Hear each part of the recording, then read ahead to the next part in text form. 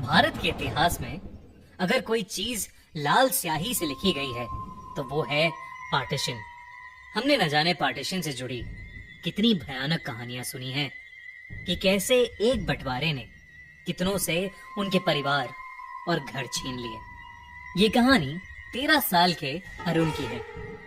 अरुण के दादाजी का हाल ही में देहांत हुआ था। अरुण के दादाजी का घर अंबाला के पास एक गांव खारू खेरा में था।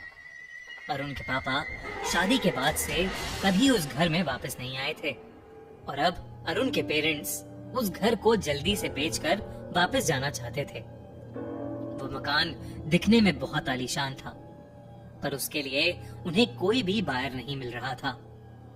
बहुत कोशिशों के बाद एक खरीदार मिला, पर उसे खारू खेरा गांव पहुंचने में 5 दिन का समय लगने वाला था।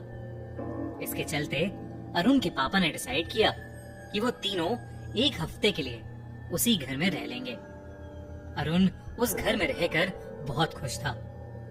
वहां एक बड़ा सा वेरांडा था, खुली हवा और आसपास बहुत से बच्चे भी थे जो अरुण के साथ शाम को खेला करते थे। एक दिन ऐसे ही बगीचे में खेलते खेलते अरुण का पैर किसी चीज से टकराया और वो जमीन पर गिर गया। उसने अपने कपड़े साफ करके देखा तो उस बगीचे की मिट्टी एक जगह से ऊपर उठी हुई थी।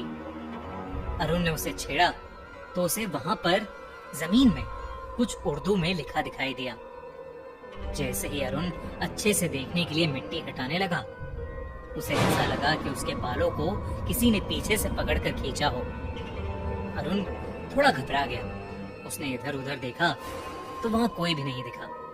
वो उसे अपना वहम समझकर फिर से मिट्टी साफ करने लगा और उसने देखा कि उर्दू के नीचे इंग्लिश में भी कुछ लिखा हुआ था। ध्यान से देखने पर उसे समझ आया कि वहां इस्माइल खान लिखा था। अरुण ने उस नाम को जैसे ही बोलकर पढ़ा, उसके सर के बालों को किसी ने जोर से पकड़ लिया और उन्हीं बालों से उसे ऊपर उठा लिया। अरुण दर्द से करहाने लगा। उसने देखा कि उसके पैर अब हवा में थे और उसे अपने आसपास कोई भी दिखाई नहीं दे रहा था। अरुण जोर जोर से रोने लगा और तभी उसके बालों से पकड़ हटी और वो नीचे गिर गया।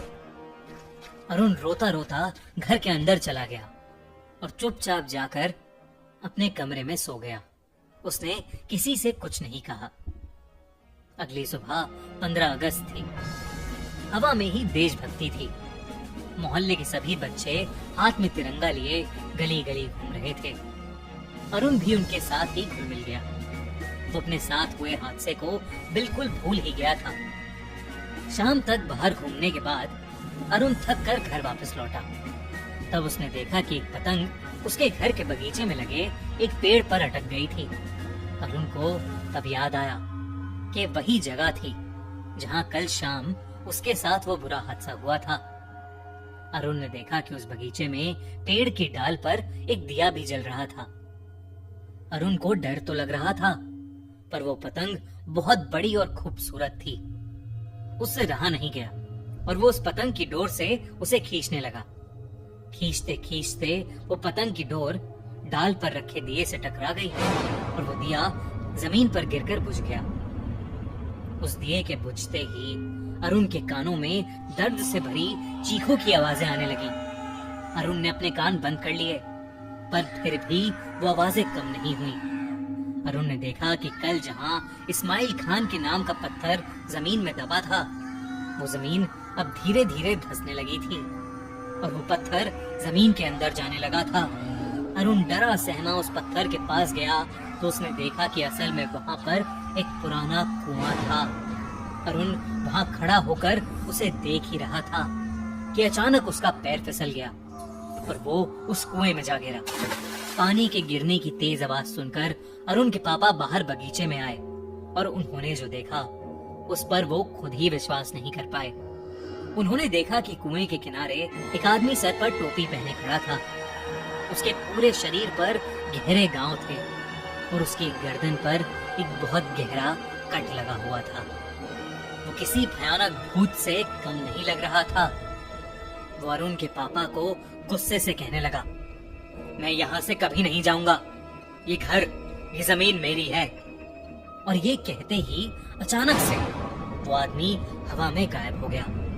अरुण ने मदद के लिए आवाज लगाई और सभी आस पड़ोसी वाले वहां इकट्ठे हो गए। एक बूढ़ा आदमी वहां एक दिया लेकर खड़ा हो गया और बाकी सब ने मिलकर अरुण को उस कुएं से बाहर निकाल लिया। बाहर निकलकर अरुण ने जो बताया उससे सबके रोंगटे खड़े हो गए। उसने कहा कि जब वो कुएं में था तो उसे एक मुस्लिम आदमी के मरने के विजन्स दिखाई दिए। उसने कहा कि दंगों में बुरी तरह घायल होने से उस आदमी की मौत हो गई थी। तभी वो बूढ़ा आदमी जो कुएं के पास हाथ में दिया पकड़े खड़ा हुआ था, वो कुछ बोलने लगा। उस आदमी ने सबको बताया कि अरुण के दादाजी के आने से पहले वो घर इस्माइल खान नाम के एक आदमी का था। आजादी के समय जब बंटवारा हुआ तो इस्माइल खान का पूरा परिवार पाकिस्तान जाने को राजी हो गया था, पर इस्माइल ने अपना घर छोड़ के जाने से साफ साफ इनकार कर दिया और उसके साथ वही हुआ जिसका डर था। दंगाइयों ने उसे मारकर उसकी लाश को उसी कुएं में फेंक दिया। जब अरुण के दादाजी यहाँ आए तो उन्हें कुछ ही दिनों में ये पता चल गया कि वो इस घर में अकेले नहीं थे। उन्हें कई बार इस्माइल खान की आत्मा भी दिखाई दी। इसलिए अरुण के दादाजी ने कुएं को बंद करके उस पर इस्माइल खान की कब्र बनवाई थी और इस्माइल की आत्मा को शांति देने के लिए वो हर महीने उसकी कब्र के पास एक दिया जलाते थे।